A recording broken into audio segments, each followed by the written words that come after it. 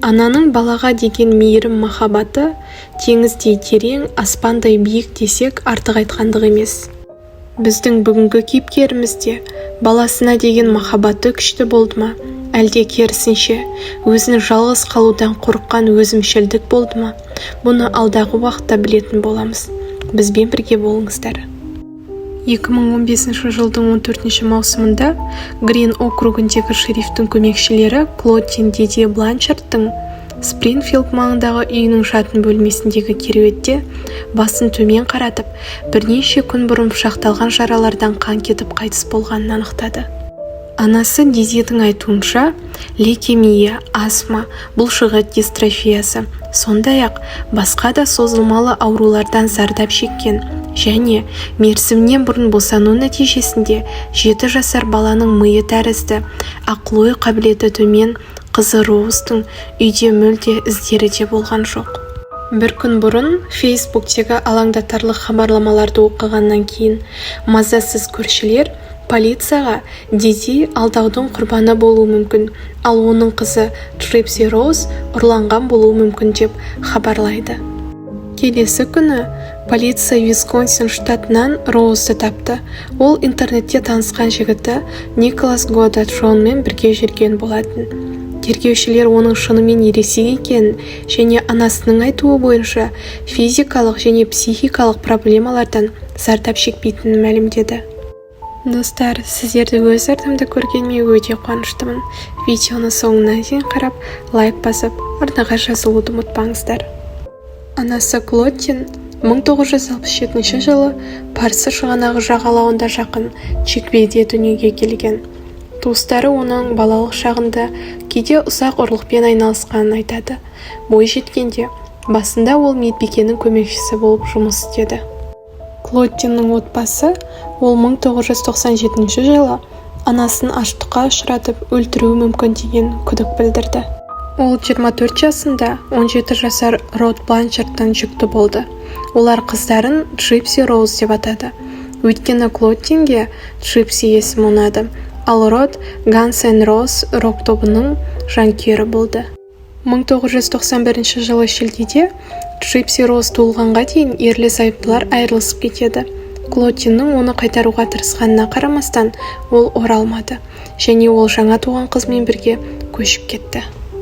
Сол кезде қызмен байланыста болған Родтың айтуынша, Трип 3 айға толғанда анасы баланың ұйқы апноэмен ауыратынына сенімді болды және оны ауруханаға апара бастады.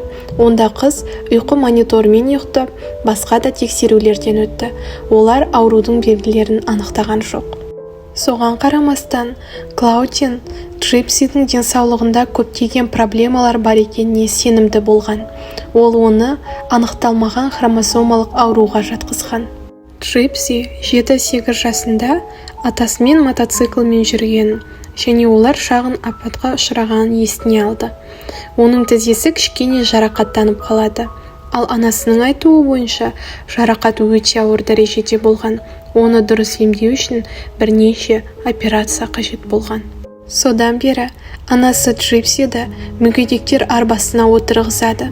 Оған жүруге рұқсат бермейді, бірақ ол өздігінен жүруге жеткілікті сау болды. Трипси ата-аналармен бірге арнайы олимпиада шараларына жиі баратын. 2001 жылы Клодтин Трипсидің 8 жаста екенін айтқан кезде, ол жаңа Орлеандағы Марди Грас кезінде өткізілген балаларға арналған шеру Мид-Ситидегі Гревенің құрметті ханшайымы деп аталды. Клодтин осылайша қызының арқасында ақша ала бастайды.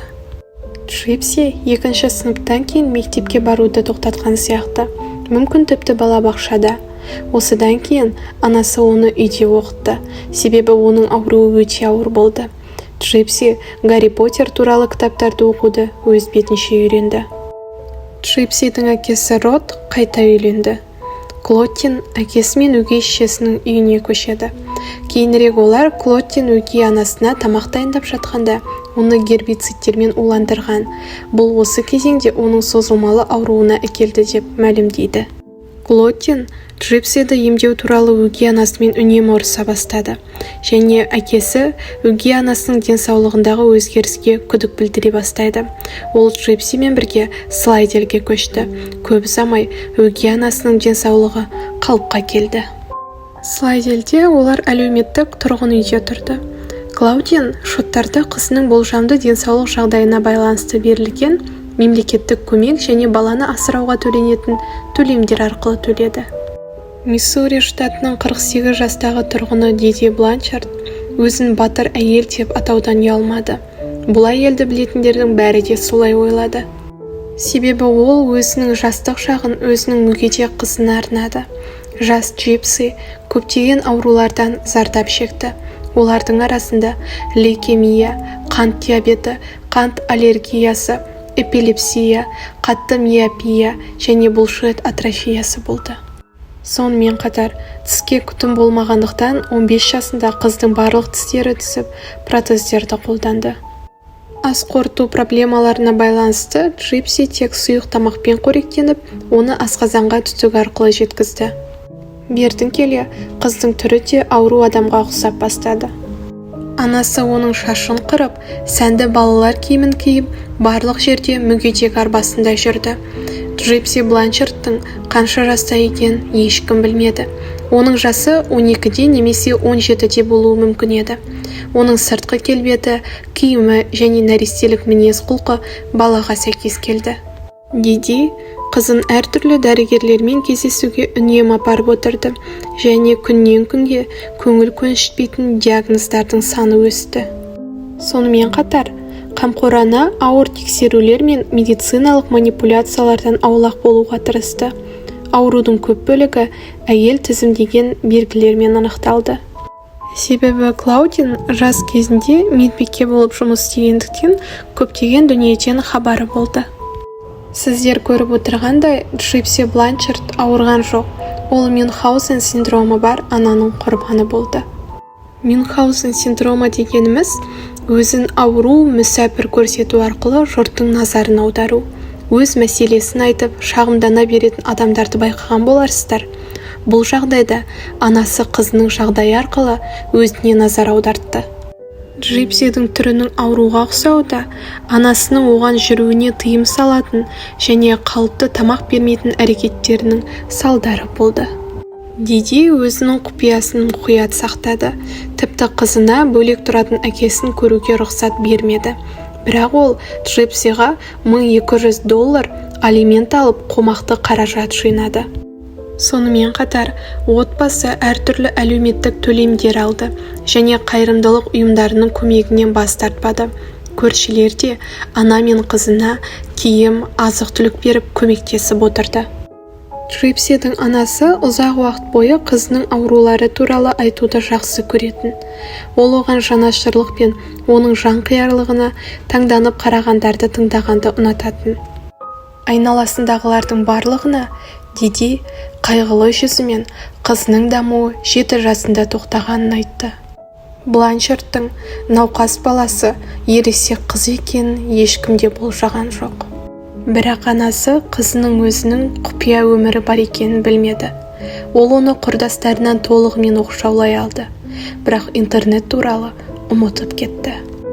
Түнде Джипси әлеуметтік желілерде отырды, тіпті Ник Годжон есімді жігітпен бірге болды. Қыз оған өзінің оғаш оқиғасын айтты. Ол өзін сау деп санайтын, орындықсыз қозғала алатын және қалыпты тамақтануды армандайтынын түсіндірді. Байланыс 2 жылға созылды. Белгілі болғандай, жастар Джипсидің денсаулығы мен психикалық науқас анасының деспотизмін талқылап қана қойған жоқ. Олар Дидимен күресіп, бақытты өмір бастау үшін бірге қашуды жоспарлады. Жоспар ұзаққа созылмады, және ол айлакер және қатыгез болды. 2015 жылғы 14 маусымда жексенбіде Бланшардтың Facebook парақшасында біртүрлі хабарлама пайда болды. Ол жерде бұл әйел өлді деп тұрды. Оны бірінші болып Дидидің досы Ким Бланшард көрді. Ол бірдей фамилияға қарамастан отбасының туысы болған жоқ. Жақын жерде тұратын Ким алдымен телефон соғып, жауап алмағаннан кейін күйеуі Дэвидті өзімен бірге алып келді. Олар Бланчардтың үйіне келгенде мазасыз көршілер де сол жерге жиналды. Үйдің жанында фургон тұрды. Онда Диди қызын мүгедектер арбасында алып жүрді, ал терезелер мен есіктер құлыптаулы болды. Оларға 911 номеріне қоңырау шалуға тура келді. Бірақ полиция қызметкерлері заңды негізсіз есікті бұзудан бас тартты. Олар кетіп бара жатқанда Кимнің күйеуі Дэвид терезені бұзып үйге кірді. Бәрі әдеттегідей болды. Бірақ ер адам үйде ағасы да Джипси да жоқ екеніне таң қалды. Қыздың барлық арбалары орнында тұрды. Тонау немесе күресу белгілері байқалмады. Барлық жерде таза және барлық заттар өз орындарында болды. Біреудің үйін іздеуге батылы бармай, ер адам сыртқа шығып көршілеріне бәрі жақсы екенін айтты. Бірақ анасы мен қызы пайда болған жоқ. Және сол күні кешке үйде полиция офицерлері іздеу туралы бұйрықпен барды. Үй куәгерлермен бірге зерттелді және Диди Бланчард ақыры табылды. Әйел жатын бөлмесінде төсекте жатты және бірнеше күн бұрын қайтыс болған екен. Оны пышақтап, көптеген ретсіз соққылар жасаған. Сарапшылар Диди ұйықтап жатқанда өлтірілген және ол не болып жатқанын түсінбегенін анықтады. Джипси Бланчард еш жерде болған жоқ және оны ұрлап кеткен сияқты болды. Бірақ көп ұзамай бәрі анықталды. Джипсидің интернеттегі досы Алия полицияға келді. Қыздар бір-бірімен өте ашық болды. Бланчард өзінің болашақ жоспарларымен жиі бөлісіп отырған. Алия жастардың қашып кетуді жоспарлап отырғанын білді және бұл туралы офицерлерге хабарлады. 2015 жылдың 15 маусымында мәйіт табылғаннан кейін бір тәуліктен аз уақыт өткен соң Ник Годжин қамауға алынды. Ол жасырынуға тырыспады және Висконсин штатындағы өз үйінен табылды. Онымен бірге Джипси да болды. Бірінші жауап алу кезінде көптеген қызықты мәліметтер анықталды. Арбасы жоқ Джипси Бланчард өте жақсы жүріп үйінен өз аяғымен шыққан екен.